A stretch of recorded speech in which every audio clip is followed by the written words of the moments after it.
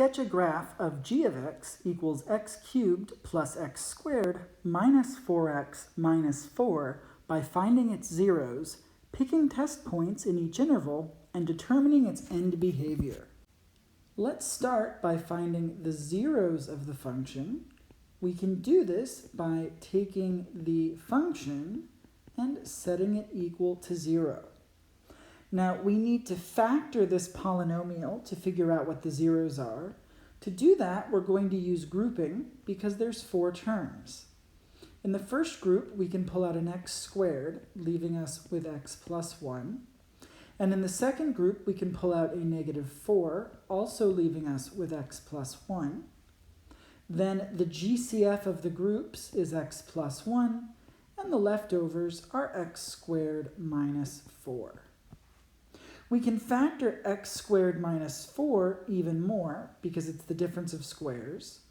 So we have x plus 1 times x plus 2 times x minus 2.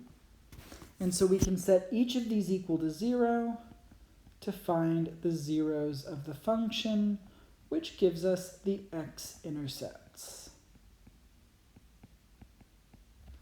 When we solve each of these, we get x equals negative 1, x equals negative 2, or x equals positive 2.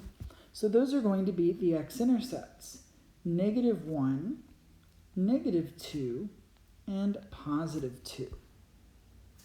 Now here, we can also find the y-intercept. For the first time, we have an example where we didn't have 0 as an x-intercept, which was then also a y-intercept. The y-intercept is just the constant term, which in this case is negative 4, so we can plot that point right there. Now we want to pick test points on each interval to figure out whether it's going to be above or below the x-axis. And in this interval right here, we already have a test point. We know that the graph is going to be below the x-axis, so we just need to find a test point between negative 1 and negative 2. Let's pick negative 1.5. G of x, negative 1.5. So this is going to be negative 1.5 cubed plus 1.5 squared minus 4 times 1.5 minus 4. And I'm just going to stick that into a calculator. When we do that, we end up with 0.875, which is positive, but just barely. So we've got negative 1.5 comma 0.875, which is going to be right about there, just under 1. So it looks like we're going to be above the x-axis here and below the x-axis here. We also need to determine the end behavior. To do that, we look at the leading term x cubed. We know that x cubed goes up to the right and down to the left. And so when we attempt to graph this, we're going to end up with something that looks like that, going up to the right, going down to the left.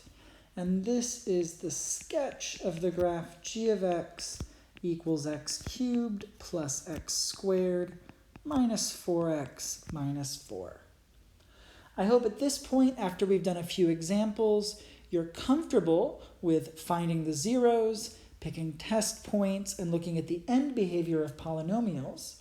We're going to be continuing this over the course of the next week, but we're also going to be looking at some other things like zeros that are irrational or complex, dividing polynomials, other ways of finding the zeros when we can't easily factor, etc.